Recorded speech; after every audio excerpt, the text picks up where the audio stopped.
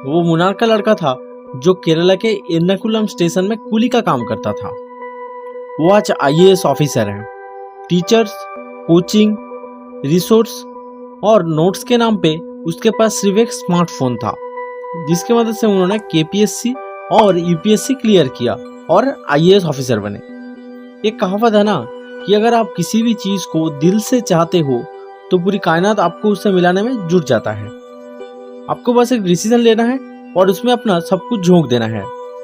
तो अगर आप भी सोच रहे हो कि ये सब तो सिर्फ फिल्मी बातें हैं, तो भाई सुनो, ये रियल लाइफ में भी होता है, बस आपको पता नहीं है। इसीलिए आप ये वीडियो देखते रहो, क्योंकि श्रीनाथ जी ने जो किया है वो किसी फिल्म स्क्रिप्ट से कम थोड़ी ना है। केरला के एर्नाकुलम स्टेशन में काम करता था वो लड़का और चेन्नई सेंट्रल स्टेशन के फ्री वाईफाई के बदौलत वो पढ़ाई करते थे, क्योंकि उनका सपना जो बहुत बड़ा था, और वो सपना था कि उनको UPSC क्लियर करना है, और वो इसमें सफल भी हुए। ये सफलता उनको कोई पर्सनल कोचिंग या ट्यूशन के बदौलत नहीं, बल्कि हार्डवर्क, ट्रिमेंटस थ्रस्ट मतलब प्रबल प्रयास, कंसिस्टेंसी, पेशेंस और खुद पे विश्वास के बदौलत ही मिला है। सिर्फ सेल्फ स्टडी करके ही ये बंदा इस एग्जाम को क्लियर किया है। और आपको तो पता ही है UPSC एग्जाम कितना टफ होता है। आप इसी से अंदाजा लगा सकते हो कि हर साल 10 लाख से ज्यादा बच्चे इसमें पार्टिसिपेट करते हैं, मतलब कि एग्जाम देते हैं। लेकिन इसमें से मैक्स टू मैक्स 1000 बच्चे ही फाइनली सिलेक्ट हो पाता है। मतलब मैं मैक्सिमम की बात कर रहा हूँ, 1000 बच्चे, इससे ज्यादा नहीं होते हैं, क्योंकि इसमें कंपटीशन बहुत ज्यादा है, इसलिए ये इतना टफ है। सक्सेस रेशियो लगभग 0.01% ही है। पूरे भारत से एक से बढ़कर एक बच्चे UPSC के लिए अपीयर करते हैं। और आप सक्सेस रेशियो से ये अंदाजा लगा सकते हो कि यहाँ पे कैसे कैसे बच्चे पार्टिसिपेट करते हैं। और ये बंदा बिना किसी बुक्स, कोचिंग, और ऊपर से ये बंदा रेल स्टेशन में कूली का काम करता था, और इस सब के बावजूद भी वो बंदा IAS बन गया। तो अगर आप में से जितने भी लोग IPS या IAS या ऐसे ही किसी कॉम्पिटिटिव एग्जाम में हिस्सा लेने वाले हो, तो फिर आप लोग क्यों नहीं कर सकते? क्योंकि ये जो बंदा था, इन्होंने सब कुछ सेल्फ स्टडी की मदद से ही किया है। तो आप क्यों नहीं कर सकते, वो तो आपको ढूंढना है। लेकिन हम आपको अभी श्रीनाथ जी ने कैसे किया वो बताते हैं। साल था 2018। 27 साल का श्रीनाथ सोचने लगे, जो जितना भी रकम वो कमाते थे वो उनके परिवार के लिए इनफ नहीं था, खास करके क्योंकि उनका एक बेटी था और उसके भविष्य के बारे में वो सोचने लगे, क्योंकि उनके पास इतना पैसा ही नहीं बचता था कि वो इन्वेस्ट कर पाए पैसे को।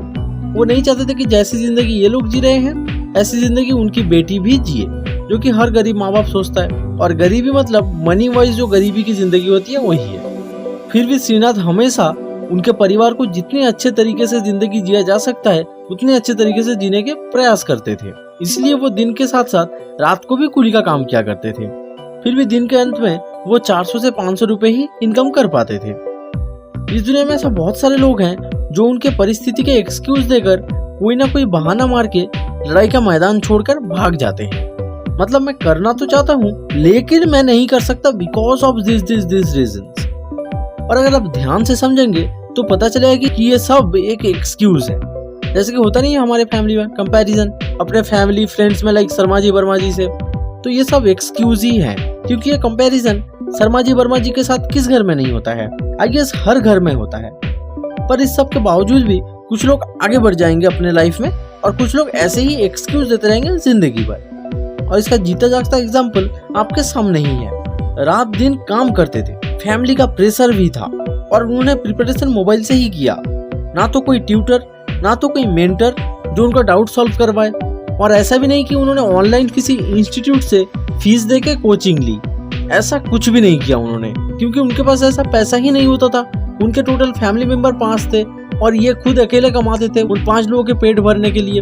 बेचारा रात दिन काम करता था, फिर भी 400-500 ही कमा पाता था। तो कहाँ से कैसे भर पाएंगे वो इतने हजारों रुपए का फीस, है ना? और हम बात कर रहे हैं 2018 के आसपास। तो उस टाइम पे तो इंटरनेट पे इतना ज्यादा टीचर भी नहीं था जितना कि आज आ गए हैं। फिर भी उस टाइम पे उन्होंने फोड़ा था UPSC। तो उनके पास इतना पैसा ही नहीं होता था कि वो सब ये ऑनलाइन कोचिंग वगैरह अफोर्ड कर पाए।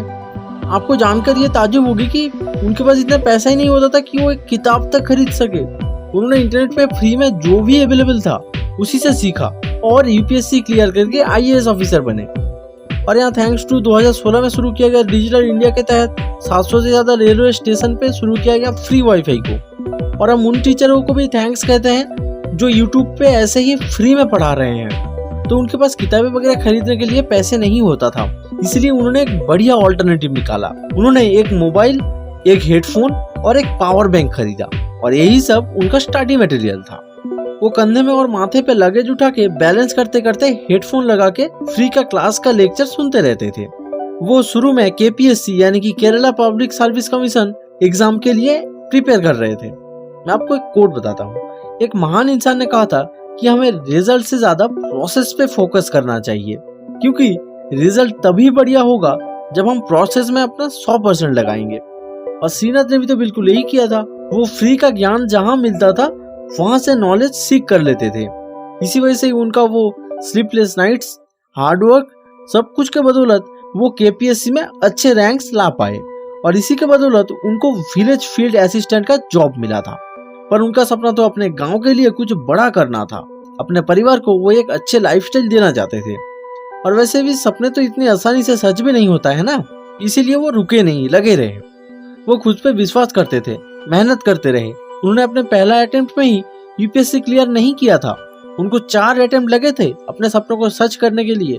वो जब भी फेल होते थे वो हर बार कुछ ना कुछ नया सीखते रहते थे अपने गलतियों से। एक कहावत है कि टूटे हुए छत से सिर्फ आप चांद को देख सकते हो, छू नहीं सकते।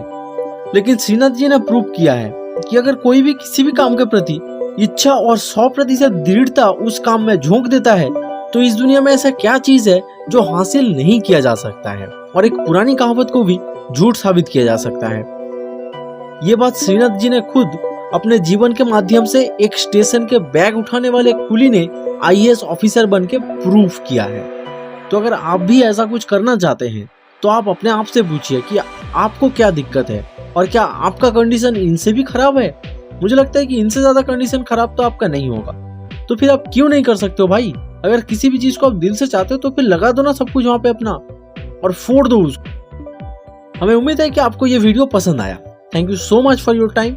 आप अपने सपनों के लिए मेहनत करते रहिए और अपना ख्याल रखिए, अपने पर्यावरण का ख्याल रखिए।